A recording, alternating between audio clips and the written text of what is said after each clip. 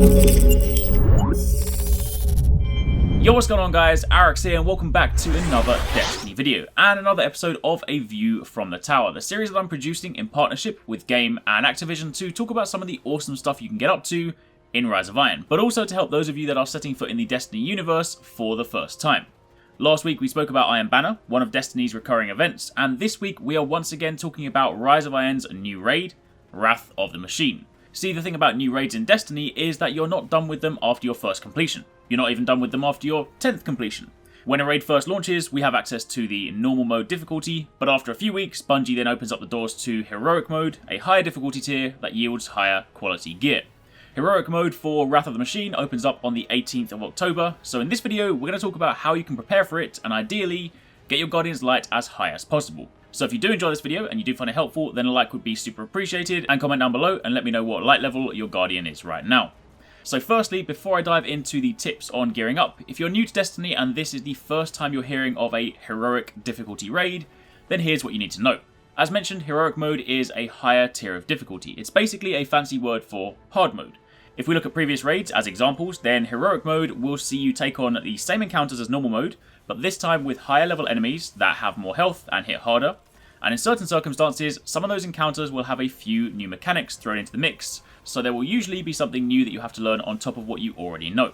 Exactly what? Nobody knows. That's part of the mystery that surrounds raids. Anytime there's something new, it's always an unknown. The other element of difficulty comes in the fact that if you die during a heroic encounter, you can't be revived until that particular encounter is over. So in the case of Wrath of the Machine, let's take Vosik Phase 2 for example. If you die during that encounter, your team will then have to finish him off without you, and you'll then join back in once it's done. But if it's just a harder raid, then you might be wondering what the appeal is, and the answer is loot, of course. Up until now, the light cap is technically speaking 385. You can exceed that a little bit, but for the most part, 385 is where you're aiming to be. The hard mode, or the heroic raid, however, will introduce loot that drops up to 400 light, which is the real cap in Rise of Iron. The heroic version of the raid has its own complete set of raid gear, the spliced gear. It looks largely the same as the current gear, only this time it's black, and can also have ornaments added to it to make it glow, although you won't get the ornaments until challenge mode, but that is a topic for another video. You'll also be able to get the weapons that aren't currently available in normal mode, namely the hand cannon, pulse rifle, sniper rifle, and heavy machine gun. So it goes without saying that it's in your interest to do it. And with that being said, the question still remains, how do you prepare for heroic mode? And the simple answer is, you get your light as high as possible, 385 ideally. 385 is the intended max light at this point in time. If you get lucky with some drops, as mentioned, you can marginally exceed 385, but for the most part, that should be your goal. And if you've been playing through some of Rise of Iron's endgame activities like the Raid, Trials of Osiris, Iron Banner, you've been opening up faction packages, decoding engrams, etc., then there's a good chance that you're well on your way to being 385 anyway.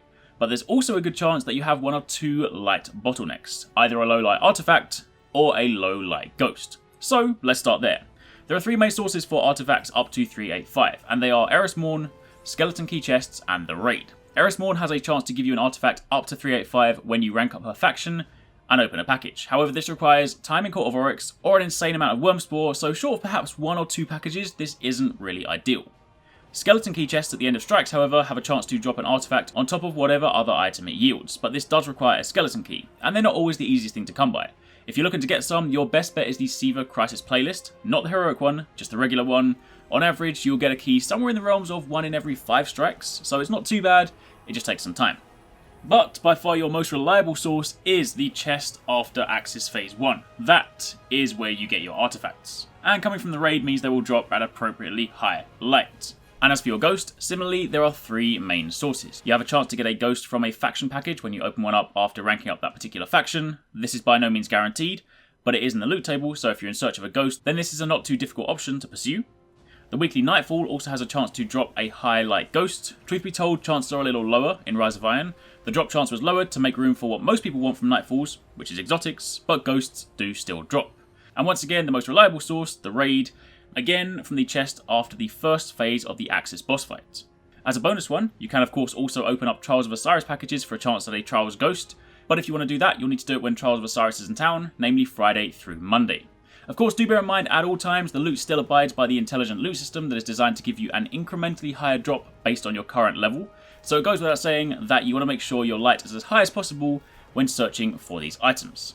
Beyond that, everything else is relatively easy to come by. Once you've eliminated your low light bottlenecks, then gear and weapons come from pretty much all of Destiny's endgame activities. However, there is a trick for those of you looking to go that extra mile and exceed 385 light. If you lower your light to 383 when opening faction packages by putting on a lower light item, then there's a chance that the items that drop will actually be 386 instead. Quite why you need to be 383 is a bit of a mystery, but it worked for me, and it's worked for many other people too, so if you do use this to gradually eliminate your 385 items, then you might just make it to 386 or even 387. That's of course not a necessity for heroic mode. If you're 385, then you're good, but if you're already there, then a couple of extra light certainly wouldn't do you any harm. Finally, if you're wondering what you should be taking into the heroic mode raid, obviously the simple answer is the best stuff you have, but a few passing recommendations for you. In your heavy weapon slot, either the Sleeper Simulant Exotic Fusion Rifle, which is a great choice, it deals really good damage, plus given its precision nature, it's capable of landing critical hits, which obviously helps with the additional damage. You have the Yellowhorn, which is something that everyone can get with ease in Rise of Iron, and this is a great weapon for boss fights. The tracking means you're less likely to miss your shots, and the Wolfpack rounds deal some nice extra damage. And if you're a sword user, then either Raise Lighter or Dark Drinker are two of the best exotic swords you can use. They have limited utility in the boss fights for 2/3 of the raid, but for Axis, the final boss, you can get up close and deal some damage when he's down. Beyond that, just grab your best primary and a high impact sniper rifle and you're good to go. And that, my friends, is pretty much all we can do to prepare for the heroic mode raid. The rest is going to be a mystery until we dive inside. So hopefully this video has been helpful. If you guys have any other tips, then by all means share them down below. Of course, if you want more Rise of Iron information, then check out the videos on the channel. I will of course have complete guides for the heroic mode encounters once they go live. And if you want to know more about Destiny, then you can also check out Games Destiny Hub linked down below. Thank you very much for watching, take it easy, catch you next time, peace out.